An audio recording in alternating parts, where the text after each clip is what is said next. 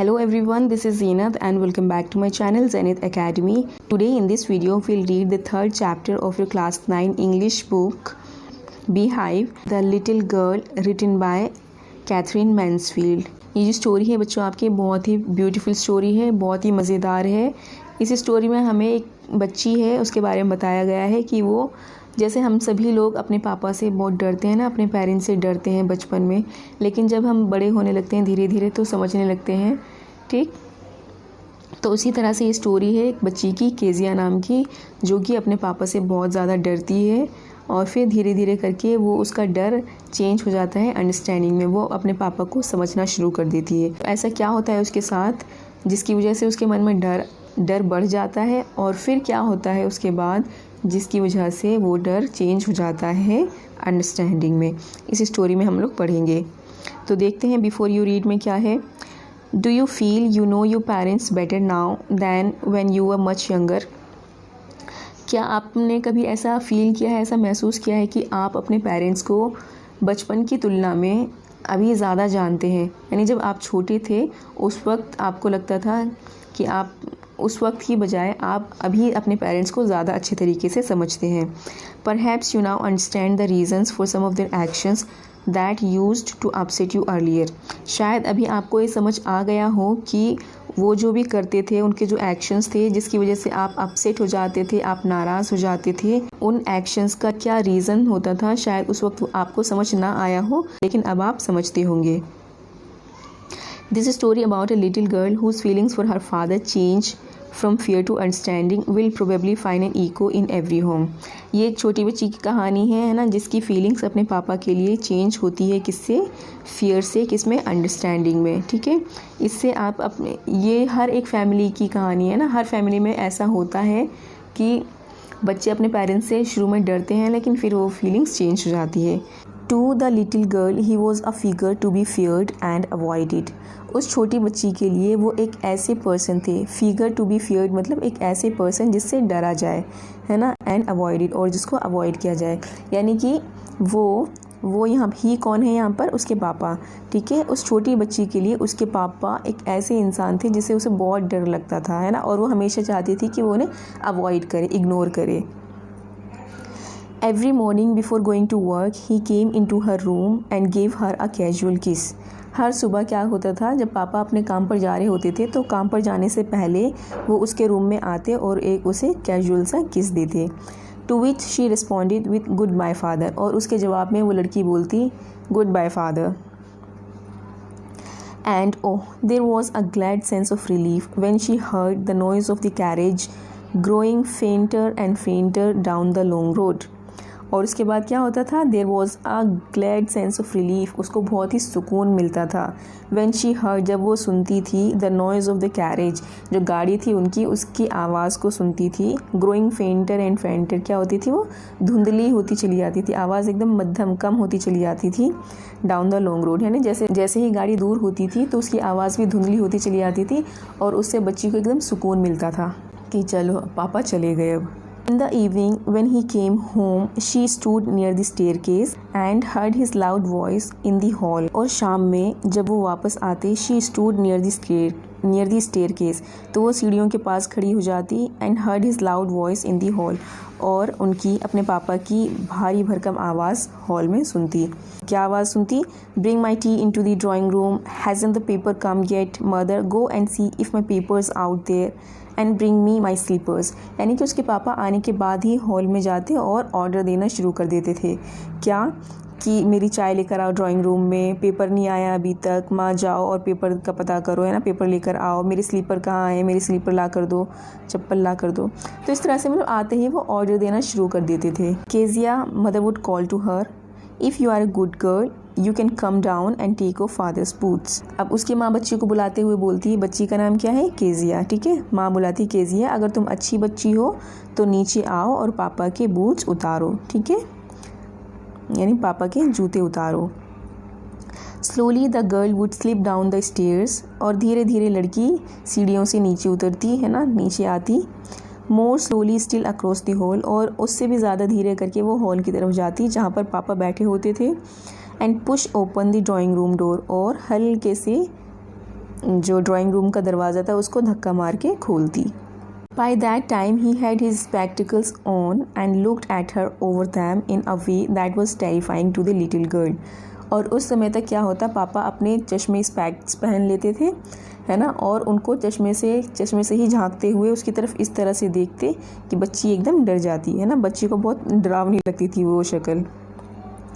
Well Kezia, hurry up and pull off these boots and take them outside. पापा क्या बोलते हैं कि केजिया जल्दी करो, pull off these boots यानी जूते उतारो और उनको बाहर लेकर जाओ। Have you been a good girl today? और उससे पूछते कि क्या तुम आज अच्छी बच्ची बनकर रही, तुमने कोई शरारत तो नहीं की आज?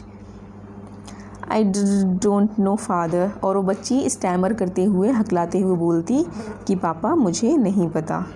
You don't know?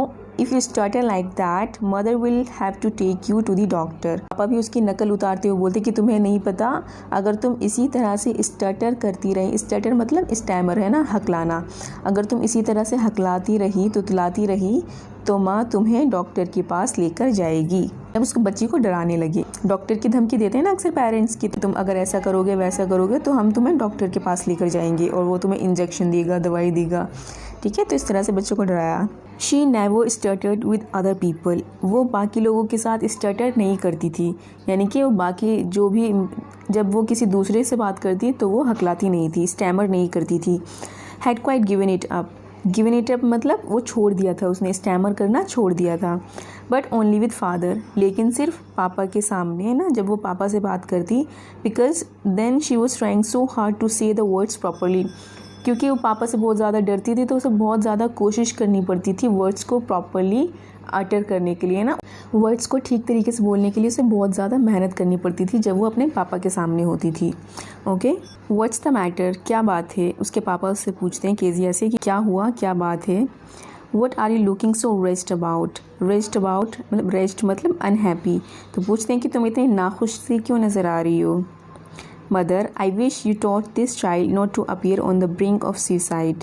brink of suicide मतलब about to commit suicide, ठीक है।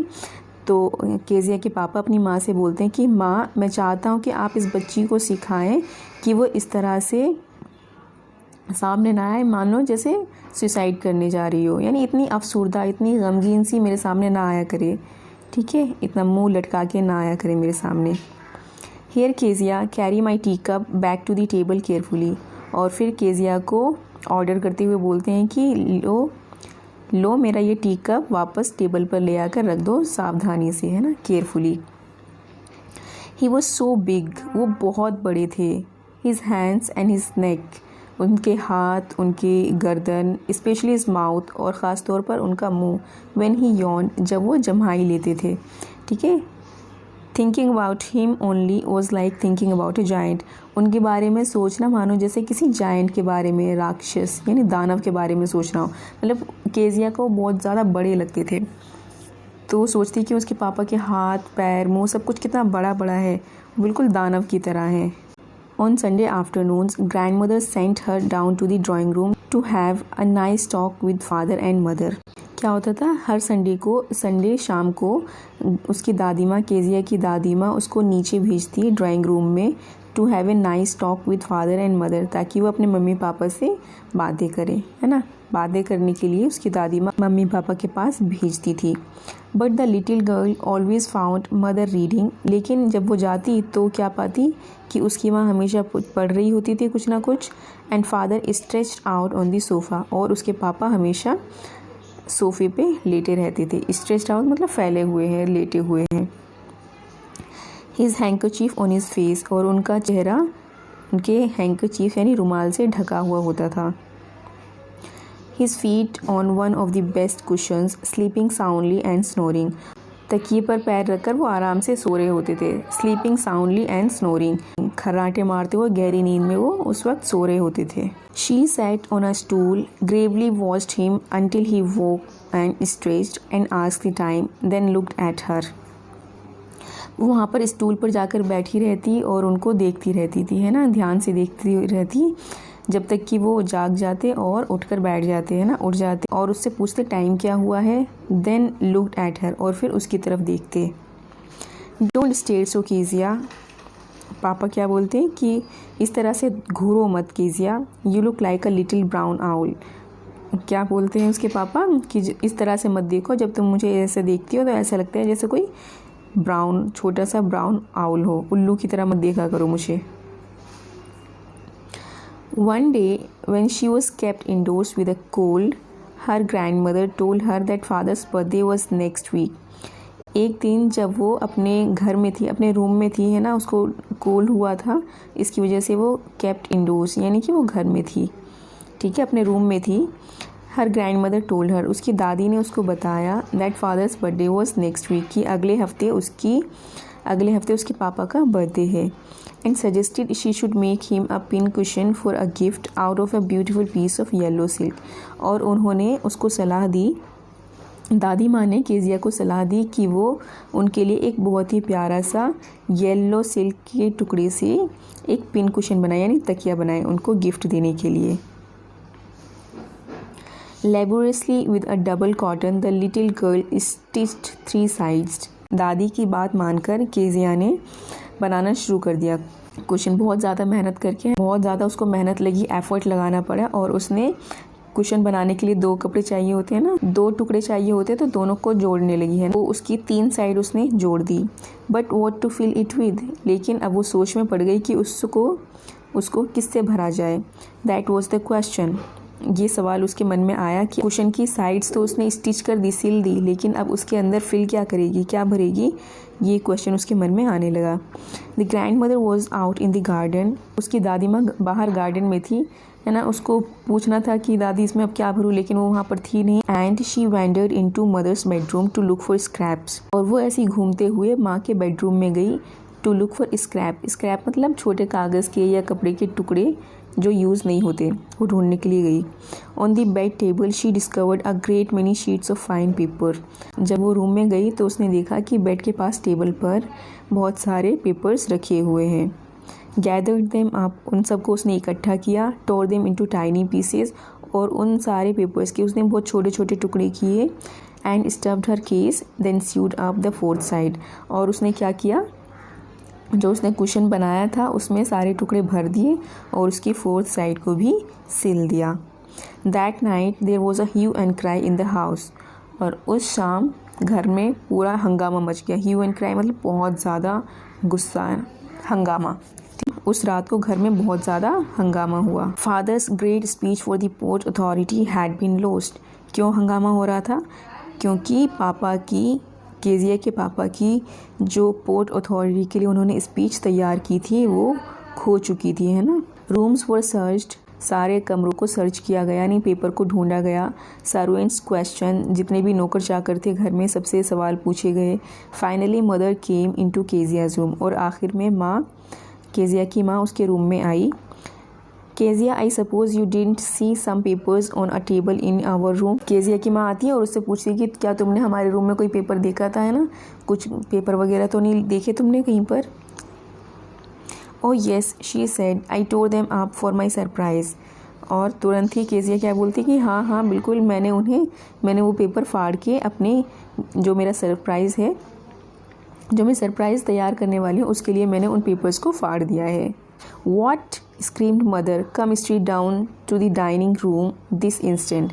और क्योंकि उसके लिए हंगामा मचा हुआ था पेपर्स के लिए, जब उसने कहा कि ये पेपर्स तो मैंने फाड़ दिए हैं, तो उसकी माँ एकदम अचानक से गुस्से में चिल्लाती है कि क्या, तुरंत अभी डाइनिंग रूम में आओ। तो and she was drag down to where father was pacing to and fro, और उसको घसीट कर लाया गया जहाँ पर पापा पेसिंग टू एंड फ्रो यानी इधर उधर के परेशान थे, तो कमरे में चक्कर लगा रहे थे।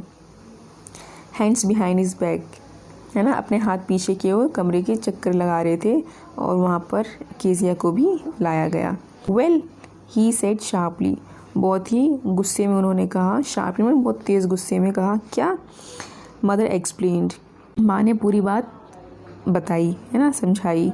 He stopped and stared at the child, वो रुके और बच्ची को घूरने लगे। Did you do that? फिर उससे पूछा, केजिया से पूछा कि ये तुमने किया है। No no no, she whispered, वो हकलाते हुए फिर से बोली, नहीं नहीं नहीं। Mother, go up to her room and fetch down the damn thing. अपनी माँ से बोलते हैं केजिया के पापा, माँ जाओ और उसके रूम में जाओ और वो चीज़ लेकर आओ। See that the child's put to bed this instant, और देखो कि इस बच्ची को तुरंत ही उसके बेड पर लेकर जाओ।